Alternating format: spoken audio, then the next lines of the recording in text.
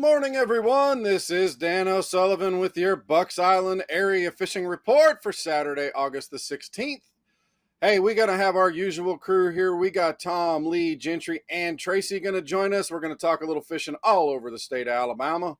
We'll be right back with what these guys have to say to put a few more fish in your boat.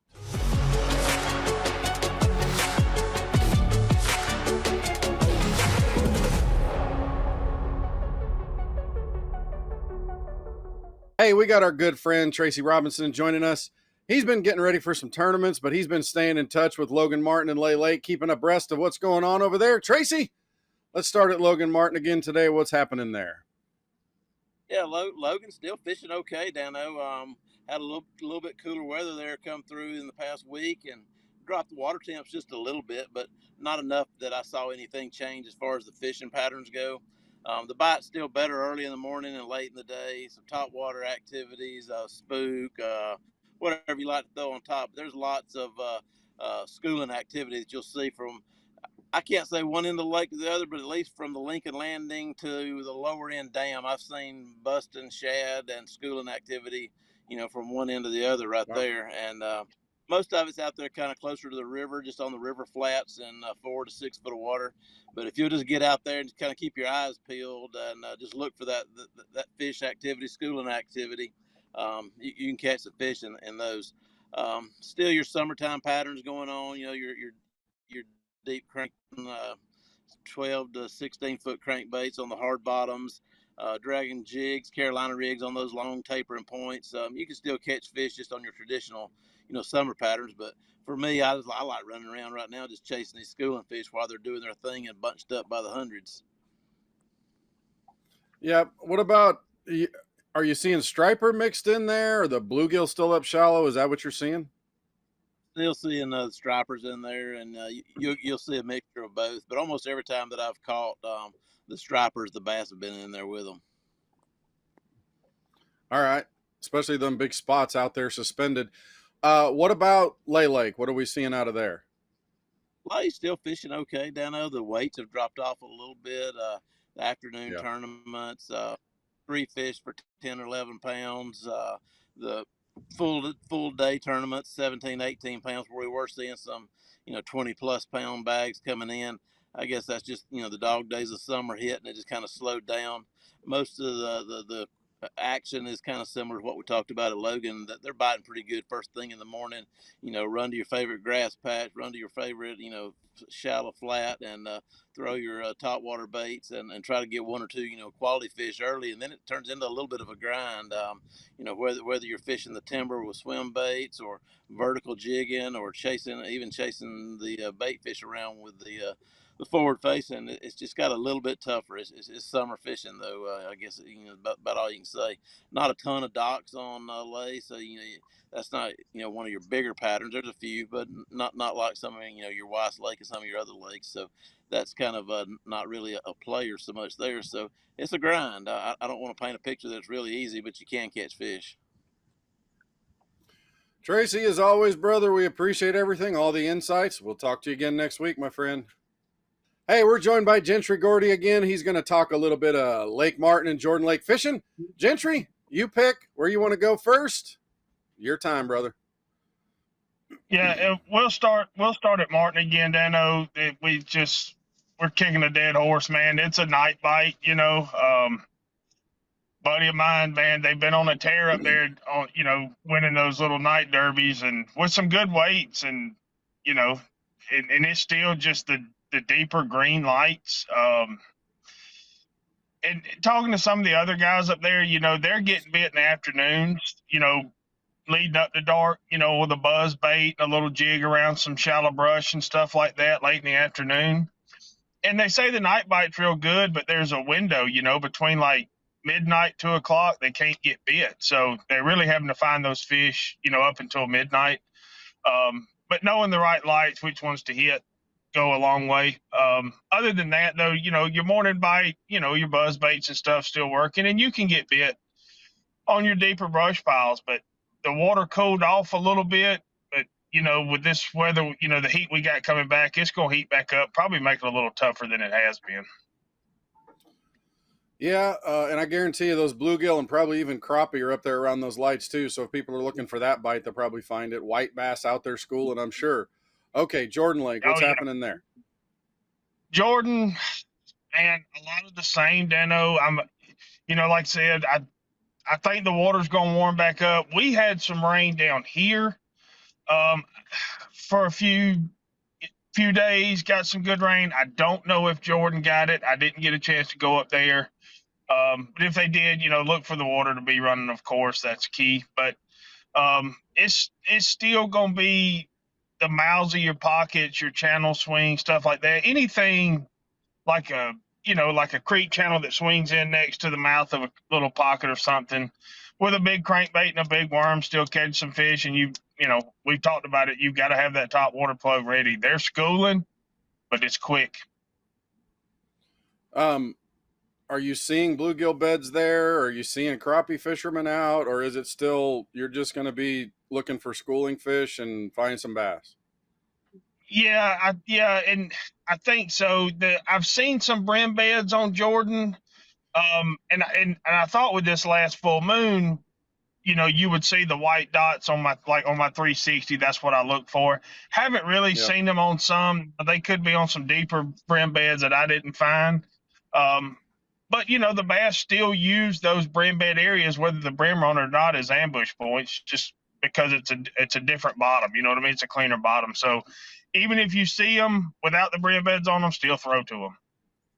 All right, sounds good, brother. We appreciate everything. Have a great rest of your day. We'll talk to you again next week. We got Tom Ott.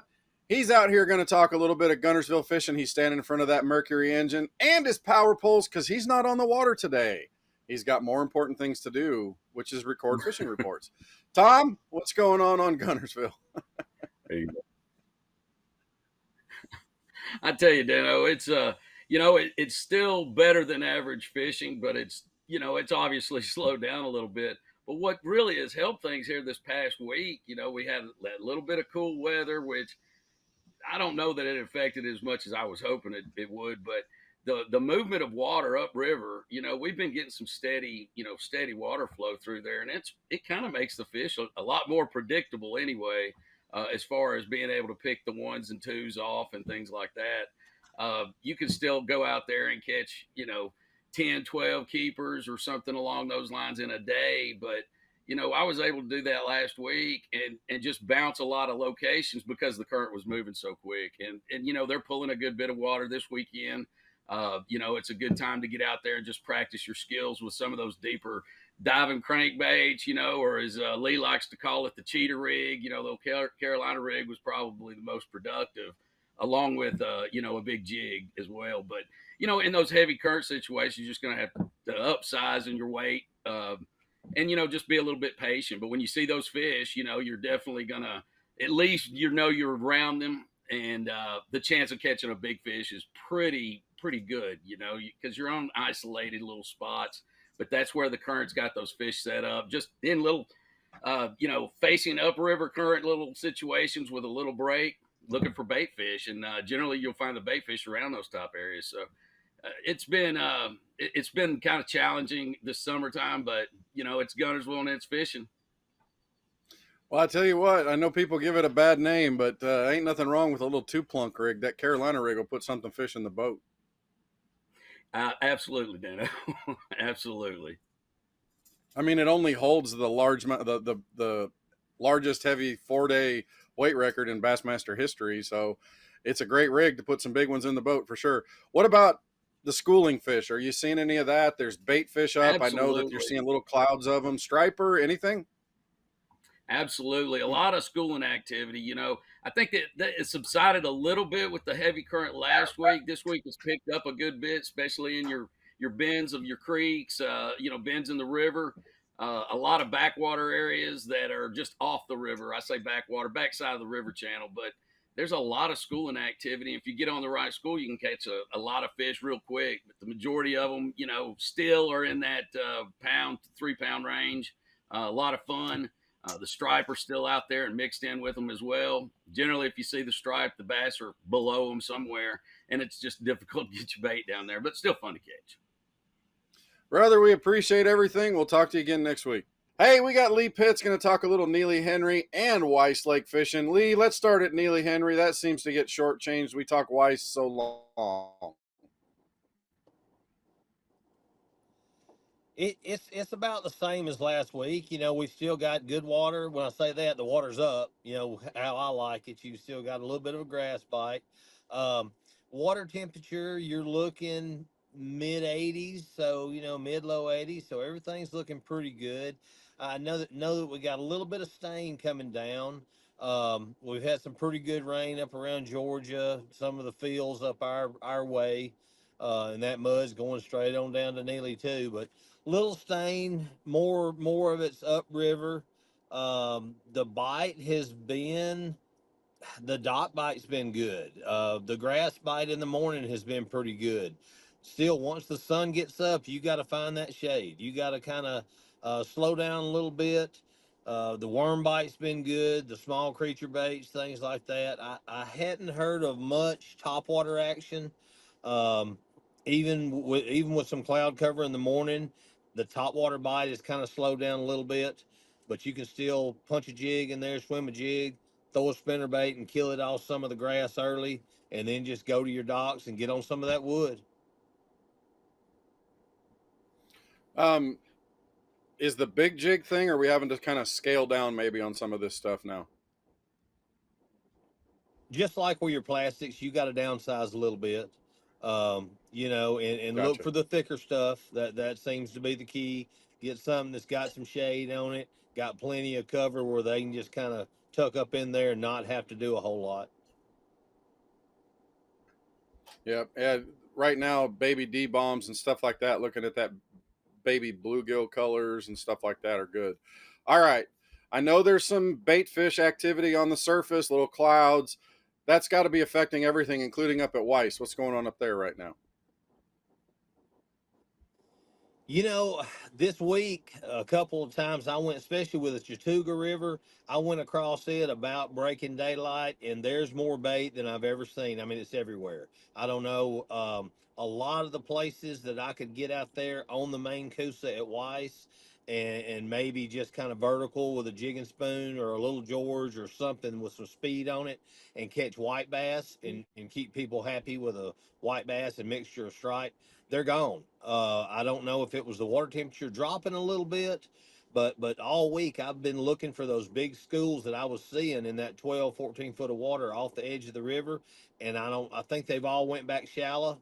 The mouths of some of these bays you can see in the morning got a lot of bait flipping out on some of the flats and things like that. So I think it's moved the bait fish, and the fish that are hanging around with them have moved too. So I know a lot of that offshore stuff has kind of dried up a little bit out there. And I know it's hot. I know the sun's bearing down, but the fish have gone shallow again. Shallow docks, whatever thick grass you can find up there too. We had a tournament last weekend out of Little River, and I talked to several of the guys. Everybody had a tough day. We went to a 15-inch limit on that, three fish, 15-inch. But Bradley Jones comes in, got three fish, weigh 16 pounds. So I talked Imagine with that. them, and that's what they said. Said he came in, he said, I made my first stop, dropped the trolling motor, and 6 hours later I picked my trolling motor up and came on in. So covering water, staying shallow, flipping anything, wood cover, dock post, grass, whatever he could find shallow. And he said he got 4 bites all day. Lee, as always, brother, we appreciate everything, and we will talk to you again next week, my friend. Well, that wraps up our Bucks Island area fishing report for Saturday, August 16th. Thanks to the guys for everything that they do every week, spending the time to help us do a little bit better on the water. Hey, folks, we are still on our off-season hours, going to be that through the wintertime, but we are here to help you. Don't forget, if you're looking for that special boat to get you guys out on the water come Labor Day, go see Katie, Patrick, and Melissa there in the shop. They'll help you find what you're looking for. We got all the financing that you need right there to be able to help you. Tracy will be able to pull that together. Of course, if you're looking to keep your boat running, we got Misty and everybody in the service department, or if you like to do it yourself, Pat and everybody in the parts department. And of course, don't forget all that special apparel, sunglasses, hats, and the tackle upstairs in the loft with Colin and Jamie. We will talk to you again next week on the Bucks Island Area Fishing Report. You're the most important part of us, and we thank you.